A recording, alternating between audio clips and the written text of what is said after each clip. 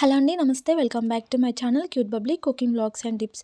అందరు ఎలా ఉన్నారండి? బాగున్నారా? నేనైతే చాలా బాగున్నాను. చాలా రోజులైతుంది వీడియోస్ అయితే చేయట్లేదు. అయితే ఈరోజు ఈ వీడియోలో కొన్ని చిన్న చిన్న ట్రిక్స్ అయితే షేర్ చేయాలనుకుంటున్నాను. జనరల్గా అందరి ఇంట్లో ఉండే ప్రాబ్లమ్స్ ఇవి ఎలా సాల్వ్ చేసుకోవాలో చెప్పాలనుకుంటున్నాను. ముందుగా అయితే ఈ కుక్కర్ మూత ఉంది కదండి, ప్రతి ఇంట్లో ఇలాంటి సమస్య అయితే ఉంటుంది. చాలా లూజ్గా ఉంటాయి ఈ మూతలు. ఎంత టైట్ చేసినా కూడా మళ్ళీ మళ్ళీ లూజ్ అవుతూనే ఉంటాయి. అలా కాకుండా టైట్గా ఉండాలంటే ఈ విధంగా అయితే చేయండి. మన దగ్గర నెయిల్ పాలిష్ ఉంటుంది కదండి, అదైతే తీసుకోండి. తర్వాత ఈ కుక్కర్ మూత నుండి స్క్రూని అయితే తీసేయండి. ఆ తర్వాత హ్యాండిల్ గట్టిగా ఉండాలంటే ఈ స్క్రూకి ఆ నెయిల్ పాలిష్ మొత్తం డార్క్గా పెట్టేసేయండి. ఇలా చేస్తే ఏమవుతుందంటే ఇంకా టైట్గా ఫిక్స్ అయిపోతుంది. కుక్కర్ లూజ్ అవ్వడం అలా అయితే ఉండదు. ఈ కుక్కర్లతో కూడా చాలా జాగ్రత్తగా ఉండాలండి. ఎందుకు జాగ్రత్తగా ఉండాలంటే ఏమాత్రం కేర్లెస్గా ఉన్నా ఒక్కొక్కసారి ఏమవుతుందంటే టైం బాగాలేకపోతే పేలిపోయే అవకాశాలు కూడా ఉంటాయి కదా. అందులోనూ కిచెన్లో ఆడవాళ్ళందరూ చాలా కేర్లెస్గా ఉంటారు. చాలా ఫాస్ట్గా పనులు అయిపోవాలి, హడావిడి ఉంటుంది, టైం సరిపోదు. అలాంటప్పుడు చాలా ఫాస్ట్గా చేసేస్తుంటారు. ఇంకా అందులో అన్ని ప్రమాదాలు కూడా కిచెన్లోనే ఉంటాయి. నిజమే కదా. ఒక్కోసారి చేతులు కాలుతుంటాయి హడావిడిలో, లేకపోతే వేడివేడి ఆయిల్ పడుతుంది. అందుకని చాలా జాగ్రత్తగా ఉండాలి.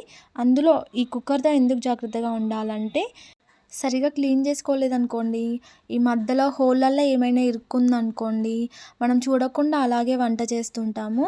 దాంట్లో ఉండే ప్రెషర్ బయటకు వెళ్ళలేక ఆ టైంలో అది పేలిపోయే అవకాశం ఉంటుంది. అందుకని క్లీన్ చేసేటప్పుడు చాలా బాగా చూసుకొని క్లీన్ చేసుకోవాలండి. అవసరమైతే టీత్ స్టిక్ ఉంటుంది కదండి, దాన్ని కూడా యూస్ చేసి హోల్లో ఏం లేకుండా క్లీన్ చేసుకుంటే బెటర్గా ఉంటుంది.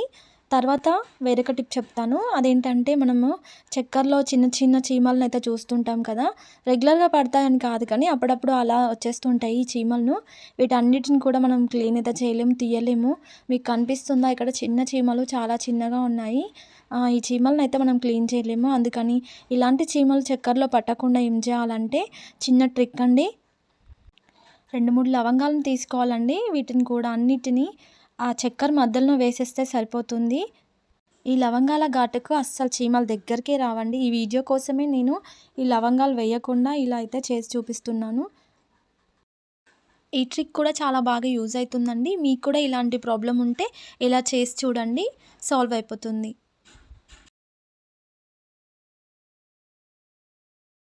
తర్వాత టిప్ వచ్చేసి ఈ చిన్న చిన్న సబ్బు ముక్కలండి.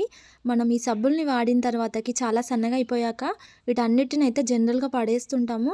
అలా కాకుండా వీటిని కూడా రీయూజ్ చేసుకోవచ్చండి.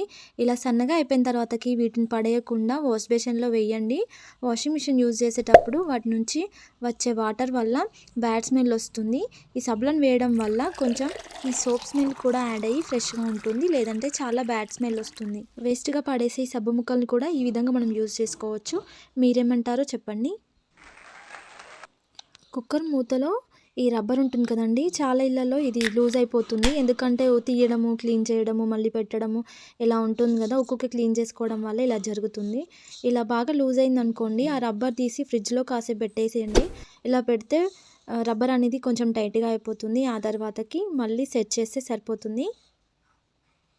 ఇప్పుడు నేను చెప్పిన టిప్స్ అన్ని మీకు యూజ్ అయినట్లయితే, మీకు నచ్చినట్లయితే వీడియోని అయితే లైక్ చేయండి. అందులో ఏ టిప్ నచ్చిందో కూడా షేర్ చేసుకుంటే హ్యాపీగా ఉంటుంది. అలాగే ఈ వీడియో కనుక నచ్చినట్లయితే లైక్ చేయండి, షేర్ చేయండి, సబ్స్క్రైబ్ చేయండి. ఇన్ని రోజులు వీడియోస్ ఎందుకు చేయలేదో కూడా నెక్స్ట్ వీడియోలో షేర్ చేసుకుంటాను. Thanks for watching.